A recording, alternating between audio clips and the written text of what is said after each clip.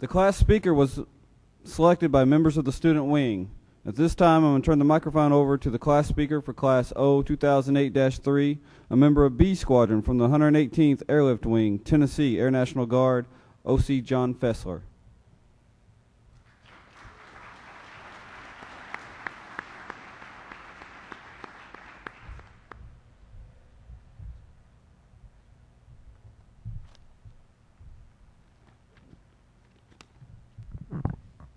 Major General Akey, Lieutenant Colonel McCree, distinguished visitors, AMS staff, and most importantly, our supportive family and friends, thank you for your attendance this morning. This is an important day for all 72 of us.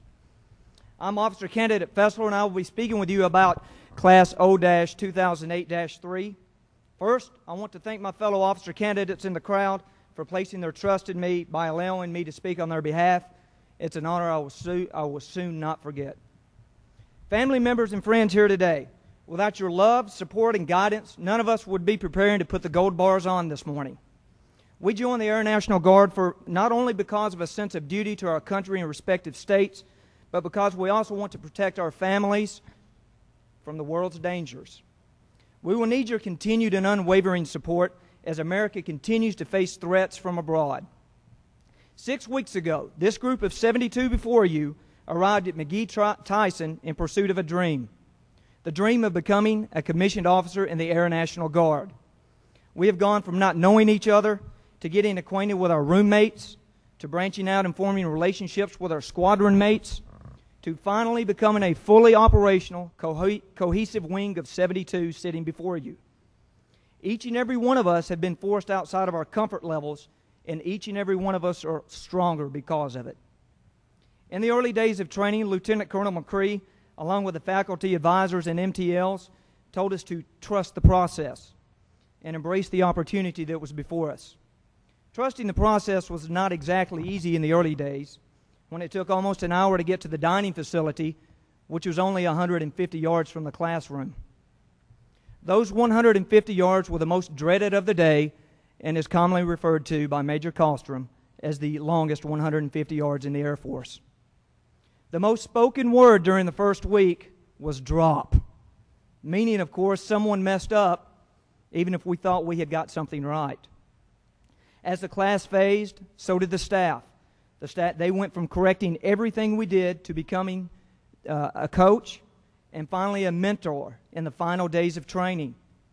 This phasing helped us all understand that the process indeed had a purpose, and that purpose was to prepare us for what lies ahead, and that is officership. Granted, AMS has not been all fun and games, but it wasn't supposed to be a day at the park either. Someone at our home units knew we could withstand the 6 weeks of intensive training, and those that sit before you today are proof that we indeed did, and we will conquer. All 72 of us come from various backgrounds, but we also share one common theme, the desire to serve and serve proudly. In this graduating class, there are people that have served in all branches of the military, the Army, the Navy, the Marine Corps, and of course the active duty Air Force. Some will become pilots, others will become civil engineers, others will be space officers, and the list goes on. What drew us to the Air National Guard? It is the proud and impressive history of operational success, being prepared to deploy at a moment's notice, along with the camaraderie and close relationships that are all part of being a member of this great organization.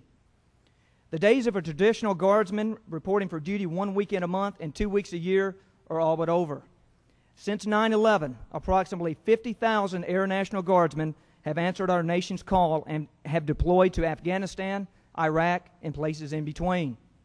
America's war on terror has not only given the Air National Guard the opportunity to show what we are made of, but it has also presented us with new challenges that we have all embraced. With a force of 106,000 Air Guardsmen, we continue to answer our nation's call. And at the same time, we are strong enough to assist with stateside operations like Katrina relief and also guarding the border between America and Mexico.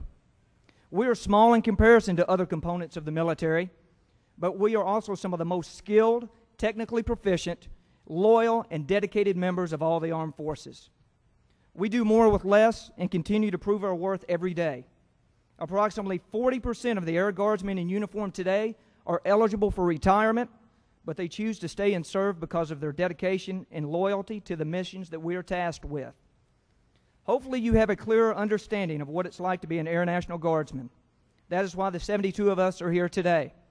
We were chosen to lead for a reason, and we are now fully prepared to take that task. While today's graduation is the end of AMS, our training has only begun. We will now migrate back to our respective units and hit the grounds running as second lieutenants, some as early as Monday morning. Ahead of us is a lifetime of challenges, hard work, and new experiences. It is now our responsibility, all 72 of us, to set the bar high for everyone, not only those in uniform, but also those in our communities. We are taught to lead by example, which I am convinced each of us will do. We have embraced the Air Force's core values of integrity first, service before self, and excellence in all we do. Utilizing those core values and putting our training to use will be a great first step in a long and rewarding career as a commissioned officer in the Air National Guard. We are your family, your friends, your community, and your protectors. We are the present and future of the Air National Guard. Congratulations to my fellow classmates on a job well done. As we now take the next step, may God bless AMS Class O-2008-3 and the United States of America. Thank you.